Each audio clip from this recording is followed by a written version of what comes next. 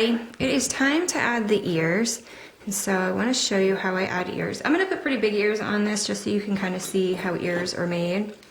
Step one, your ears on an animal are always behind the eye, and they tend to be just at the top of where its jawbone would be, which is the same on a human. So if you feel on a human, put your hand on the corner of your jawbone and then notice that your ear sits right above that joint of your jaw. And they're going to point a little bit to the sides because they're going to be able to twist in here for predators. Your next step to add an ear, the easiest way to add an ear I have found is to start with a little peg to wrap the ear around. So I'm going to roll a little pointy coil, and I am going to scratch and slip a spot. I'm going to roll another pointy coil for the other side. You know, same-ish size. They don't have to be perfect. I'm not a perfect person, never have been.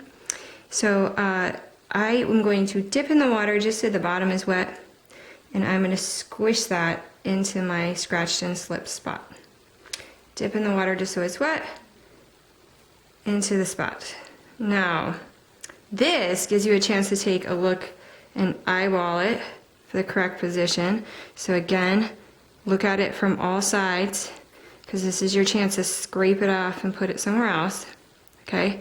If you're good with that position, finish merging it all the way around so it's well attached. This is going to be the base of your ear. Okay, so that's the base of my ear. Now I'm going to actually make my ear. So you kind of want to think what you want your ear to look like. I want mine to be fattish because it's a squirrel. And squirrels, I think, have like pointy tips but fattish ears. And so I'm going to roll, make sure you guys can see this, I'm going to roll like a pointy carrot upside down. And I'm going to flatten it slightly with my finger.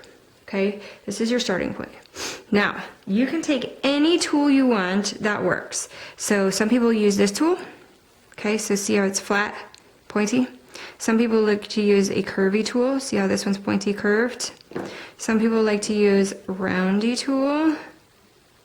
Okay, some people like to use like the wooden skewer.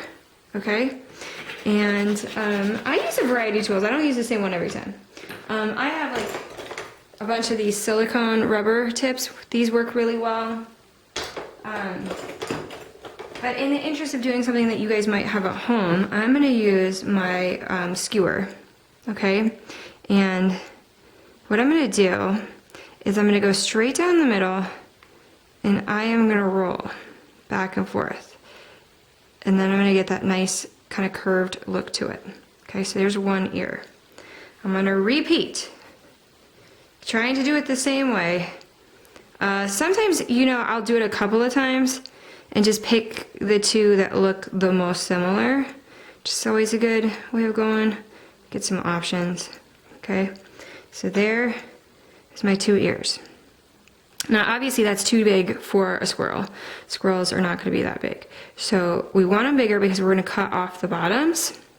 Okay, and we're going to cut the bottoms so that there is a round to them.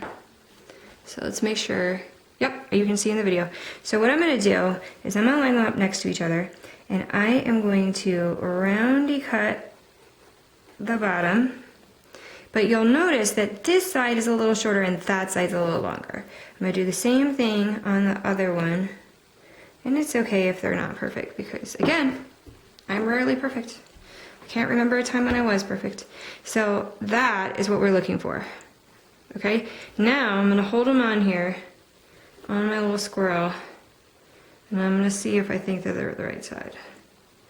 I don't know.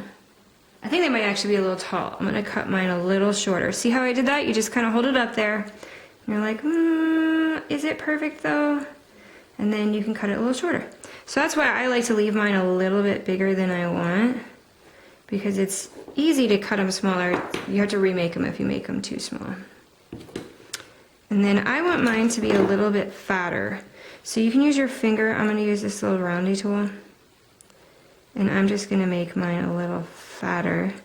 Gentle, gentle, gentle, gentle, gentle, gentle. You can use your little paintbrush for this too.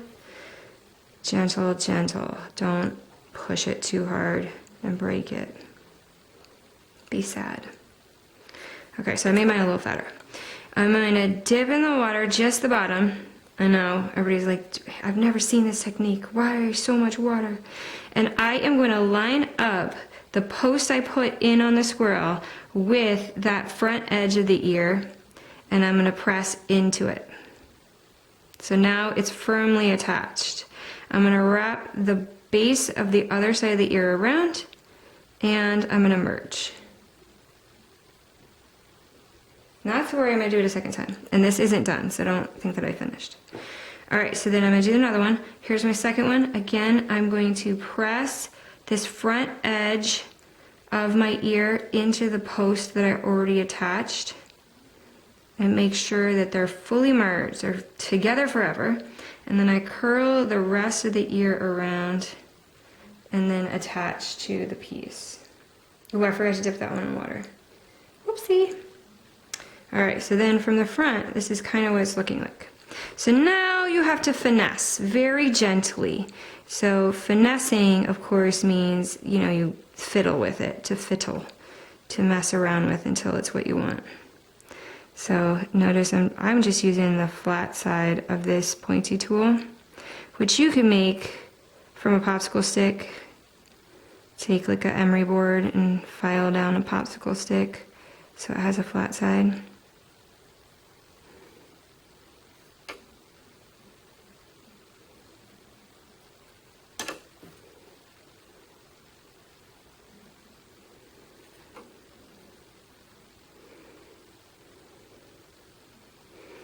Okay, so there's kind of like my ear.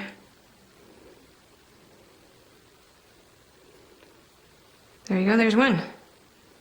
So then I would do the other one. So you guys get to work, try your ears out, see how you do. I'm gonna finish my ears, and then I'm gonna add the tail. See you in a minute.